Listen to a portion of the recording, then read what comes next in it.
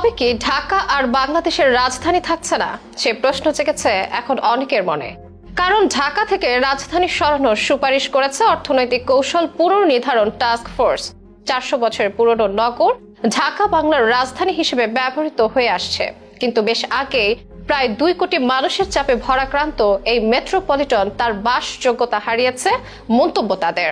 সাথে আরো কিছু যুক্ত দাঁড় করিয়ে বলছেন রাজধানী হিসেবে ঢাকার মানাচ্ছে না, স্থানান্তর করা জরুরি হয়ে পড়েছে। আর প্রশ্ন হলো রাজধানীর শহর পরিবর্তন করা আদৌ কি সম্ভব? বিশ্বের অতীত ইতিহাস কি বলে? কেন ঢাকা থেকে রাজধানীর মর্যাদা সরিয়ে নিতে পরামর্শ দিল টাস্ক ফোর্স? আর কোন কোন যুক্তি দেখালো এমন পরামর্শের নেপথ্যে? জেনে নেওয়া যাক বিস্তারিত আয়োজনে। ঢাকা মহানগরীর খ্যাতি সুদীর্ঘকালের। এই খ্যাতি যতটা না রাজধানী হওয়ার কারণে, তার চেয়ে বড় খ্যাতি ছিল অতীতের বহু প্রসিদ্ধ শিল্পপণ্য, বিস্তৃত ব্যবসা বাণিজ্য ও প্রাচুর্যের কারণে। তবে রাজধানী হওয়ার কারণে মূলত সকলের সব আকর্ষণ, সব বড় বড় কাজের কেন্দ্র ঢাকা। এই শহরটা ছাড়া দেশের কোনো বড় ইস্যু যেন ভাবা যায় না। তবে নানা কারণে অনেকে প্রশ্ন তোলেন ঢাকা শহর কতটা বাসযোগ্য।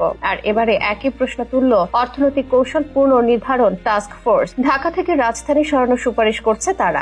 বলছে 400 বছরের পুরনো নগর ঢাকা বাংলার রাজধানী হিসেবে ব্যবহৃত হয়ে আসছে, কিন্তু বেশ আগে প্রায় 2 কোটি মানুষের চাপে ভারাক্রান্ত এই মেট্রোপলিটন তার বসবাসযোগ্যতা হারিয়েছে। বৈশ্বিক বাসযোগ্যতা, বায়ু দূষণ ও যানবাহনের গতি সূচকে একদম তলানিতে অবস্থান করছে ঢাকা। তাই রাজধানী স্থানান্তর করা উচিত। আর এই সুপারিশ করার সাথে সহজ শর্তে গাড়ি কেনার সুবিধা কঠিন করার সুপারিশ দুরূহ করবে মধ্যবিত্তদের গাড়ি কেনার স্বপ্ন। মূলত বৈষম্যহীন টেকসই উন্নয়নের লক্ষ্যে অর্থনৈতিক কৌশল পুনর্নির্ধারণ এবং প্রয়োজনীয় সম্পদ আহরণে গত বছরের 10 সেপ্টেম্বর টাস্ক ফোর্স গঠন করেছিল অন্তর্বর্তীকালীন সরকার। গত 30 জানুয়ারি প্রধান উপদেষ্টা ডক্টর মোহাম্মদ ইউনূসের কাছে টাস্ক ফোর্সের প্রতিবেদন হস্তান্তর করেন পরিকল্পনা উপদেষ্টা অধ্যাপক ওয়াহিদুদ্দিন মাহমুদ। সেই প্রতিবেদনে নানাবিধ সুপারিশ উঠে এসেছে, যার একটি হচ্ছে গুরুত্বপূর্ণ সুপারিশ রাজধানী ঢাকার স্থানান্তর। তা নিয়ে হচ্ছে আলোচনা। বৈশ্বিক বাসযোগ্যতা সূচক, বায়ু দূষণ সূচক, যানবাহনের গতি সূচক সহ মোট 8টি বৈশ্বিক গবেষণা ও সমীক্ষার উদাহরণ টেনে প্রতিবেদনে বলা হয়েছে সবকটিতেই ঢাকার অবস্থান সবার নিচে কিংবা নিচের দিকে।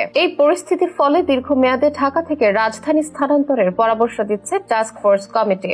যদিও এই প্রস্তাব অনুমোদন পায়নি, এখনো পাবে কিনা সেটাও নিশ্চিতভাবে বলা যায় না এখনই। তবে এ নিয়ে সরকার ও সংশ্লিষ্ট কর্তৃপক্ষের মধ্যে আলোচনা শুরু হতে পারে। ঢাকার 85% অবকাঠামো অননুমোদিত এবং তা অগ্নি নির্বাপন ব্যবস্থার জন্য উপযোগী নয়। আছে ট্রাফিক জ্যামের ভোগান্তি। 1997 সালে ঢাকায় যানবাহনের গড় গতিবেগ ছিল ঘন্টায় 25 কিলোমিটার, যা 2015 সালে 6.7 কিলোমিটারে এসেছে, যা এখন আরো কম। এমন নানা দিকে রাজধানী মর্যাদার সাথে ঢাকাকেও যেন বেমানান করে তুলেছে। তবে ঢাকা থেকে রাজধানী সরানো হলে নতুন রাজধানী কোথায় হবে সে ব্যাপারে সুপারিশের কোনো খবর পাওয়া যায়নি। এমন সুপারিশ কার্যকর হওয়ার সম্ভাবনা আপাতত কম বলে মত বিশেষজ্ঞদের।